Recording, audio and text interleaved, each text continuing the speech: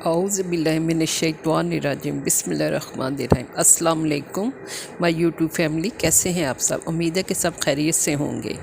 آج میں آپ کے ساتھ یوم جمعہ کے فضائل اور اس کی فرضیت ڈسکس کروں گی۔ جمعہ مشہور لغت میں میم کے پیش کے ساتھ بامعنی واضح کے سکون میم کے ساتھ بھی بیان کیا گیا ہے۔ زمانہ جاہلیت میں اس دن کا نام یوم العروبہ تھا، یعنی واضح اور معظم دن۔ بعد میں اس کا نام یوم الجمعہ پڑ گیا۔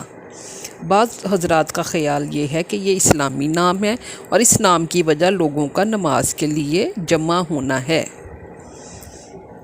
حضرت عمر رضی اللہ عنہ سے روایت ہے کہ رسول اللہ صلی اللہ علیہ وسلم نے فرمایا کہ جمعہ کی نماز کی 2 رکعات ہیں، اسی طرح عید الفطر اور عید الاضحیٰ بھی 2 رکعات ہیں، اور سفر میں بھی فرض 2 رکعات ہیں۔ رسول اللہ صلی اللہ علیہ وسلم کا ارشاد گرامی ہے، جمعہ کی نماز جماعت کے ساتھ ادا کرنا ہر مسلمان پر لازم ہے، لیکن غلام، عورت، لڑکا جو ابھی بالغ نہ ہوا ہو اور بیمار اس سے مستثنیٰ ہے۔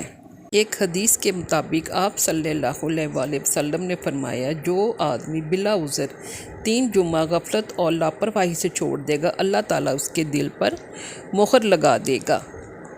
ایک حدیث کے مطابق رسول اللہ صلی اللہ علیہ وسلم نے فرمایا، بہتر دن جس میں سورج طلوع ہوتا ہے وہ جمعہ کا دن ہے۔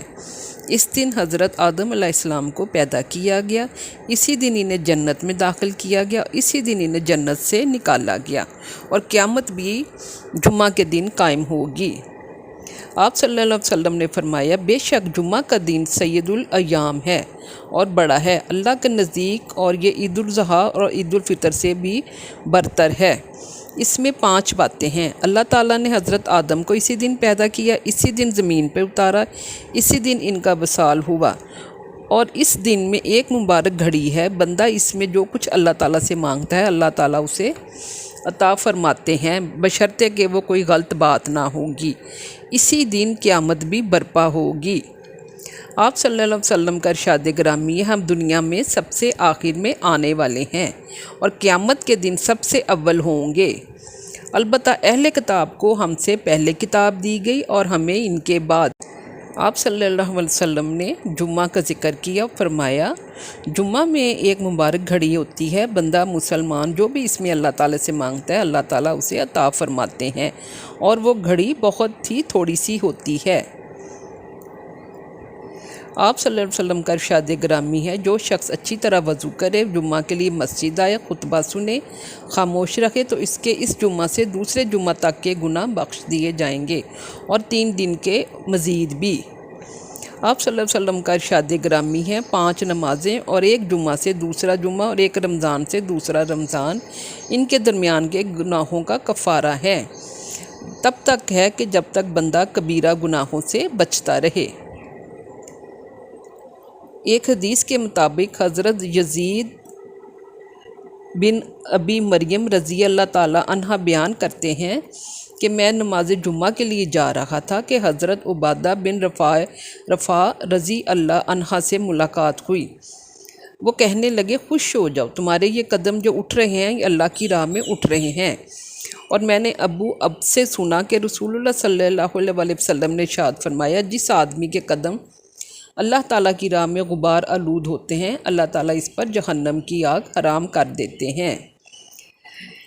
آپ صلی اللہ علیہ وسلم کا ارشاد گرامی ہے کہ جو شخص جمعہ کے دن غسل کرتا ہے، جس قدر ممکن ہو پاکیزگی اختیار کرتا ہے، تیل اور خوشبو جو اس کے پاس ہو وہ لگائے، اور پھر نماز کے لیے اس طرح نکلے کہ 2 آدمیوں کے درمیان نہ گھسے، اور جب امام خطبہ پڑھے تو خاموش رہے، تو اس جمعہ سے لے کر دوسرے جمعہ تک اس کے گناہ بخش دیے جاتے ہیں۔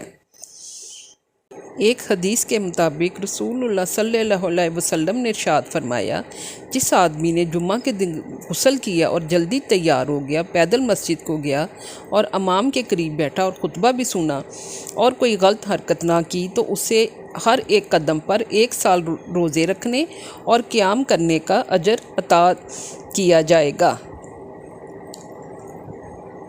آپ صلی اللہ علیہ وسلم کا ارشاد ہے کہ تم لوگ جمعہ کے دن مجھ پر درود شریف کثرت سے پڑھو، کیونکہ تمہارا درود درود پاک مجھ پر پیش کیا جاتا ہے۔ صحابہ کرام نے عرض کیا، یا رسول اللہ، آپ کے وفات پا جانے کے بعد ہمارا درود آپ پر کیسے پیش ہوگا؟ آپ کا جسد اطہر تو قبر میں ریزہ ریزہ ہو چکا ہوگا۔ آپ نے فرمایا، اللہ تعالیٰ نے پیغمبروں کے جسموں کو زمین پر حرام کر دیا ہے، یعنی موت کے بعد بھی ان کے جسم مبارک قبروں میں بالکل سالم رہتے ہیں اور زمین ان میں کوئی تغیر پیدا نہیں کر سکتی۔ آپ صلی اللہ علیہ وسلم نے فرمایا، جمعہ کے دن کثرت سے مجھ پر درود پاک بھیجو، کیونکہ اس دن فرشتوں کی حاضری ہوتی ہے اور جو مجھ پر درود پاک پڑھتا ہے وہ مجھ پر پیش کیا جاتا ہے یہاں تک کہ وہ فارغ ہو جائے۔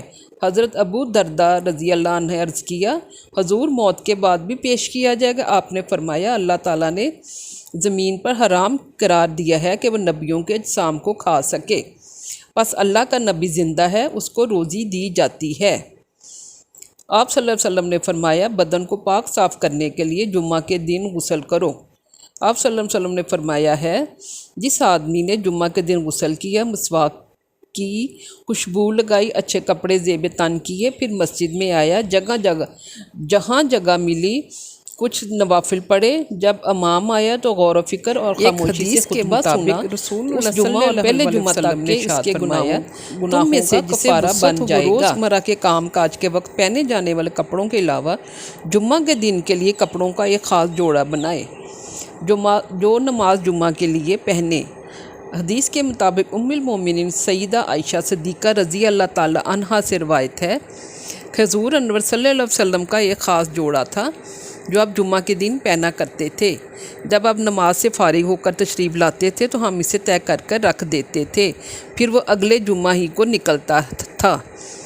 حدیث کے مطابق رسول اللہ صلی اللہ علیہ وسلم کا ارشاد گرامی ہے، جب جمعہ کا دن ہوتا ہے تو فرشتے مسجد کے دروازے پہ کھڑے ہو جاتے ہیں اور شروع میں آنے والوں کے نام یکے بعد دیگرے لکھتے ہیں۔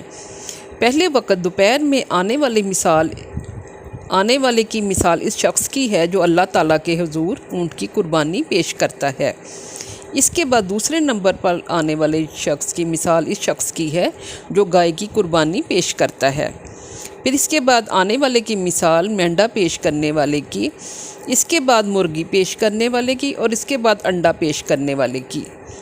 پھر جب امام خطبہ کے لیے منبر کی طرف جاتا ہے تو یہ فرشتے اپنے لکھنے کے دفتر سمیٹ لیتے ہیں اور خطبہ سننے میں شریک ہو جاتے ہیں۔